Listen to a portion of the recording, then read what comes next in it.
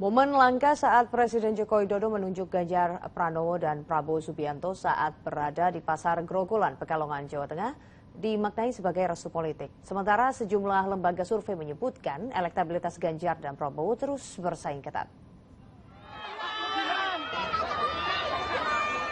Pengunjung Pasar Grogolan, Pekalongan, Kota Jawa Tengah pada Selasa siang jadi saksi saat bakal capres dari dua kubu yang berbeda, yaitu Ganjar Pranowo dan Prabowo Subianto, berangkulan lalu melakukan salam komando.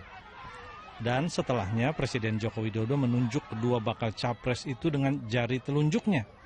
Awalnya mengarah pada Gubernur Jawa Tengah Ganjar Pranowo, kemudian mengarah kepada Menteri Pertahanan Prabowo Subianto. Peneliti LSI Denny J.A. Ade Mulyana memaknai gestur atau bahasa tubuh Jokowi tersebut sebagai restu kepada dua bakal capres tersebut. Tapi memang kalau kita tafsirkan dari gestur-gestur Pak Jokowi di ruang publik, sepertinya memang hanya dua capres ini yang mendapatkan dukungan dari beliau. Dibanding dengan misalnya kita lihat Pak Anies sendiri yang memang saat ini kan belum pernah juga tuh ketemu sama Pak Jokowi ya, apalagi dalam acara satu bareng makan dan lain-lain. Nah mungkin dengan gestur-gestur Pak Jokowi seperti ini bagian dari cawe-cawenya beliau bahwa memang restu dari Pak Jokowi ini hanya dua capres ini aja, baik itu Pak Ganjar atau Pak Prabowo.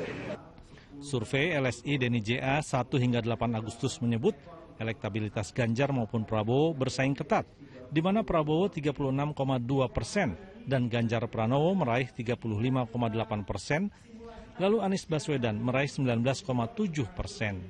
Sementara rilis Lembaga Survei Indonesia menyebut dalam simulasi 3 nama, elektabilitas bakal calon Presiden Ganjar Pranowo 37%, berada di atas Prabowo Subianto yang memperoleh 35,3%, sedangkan Anies Baswedan sebanyak 22,2%. Ini antara Prabowo dan Ganjar unggul di 37% pada Agustus 2023, tapi Prabowo di angka 35,3%, jadi selisihnya hanya 1,7% saja.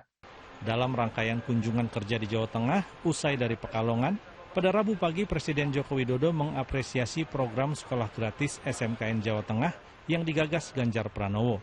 Jokowi mengecek ruang kelas, ruang praktik hingga ruang peralatan penunjang belajar. SMKN Jateng dulunya merupakan balai latihan kerja yang kemudian digeser menjadi SMK khusus bagi anak-anak dari keluarga tidak mampu. Tim Liputan 6 SCTV melaporkan dari Jakarta dan Semarang, Jawa Tengah.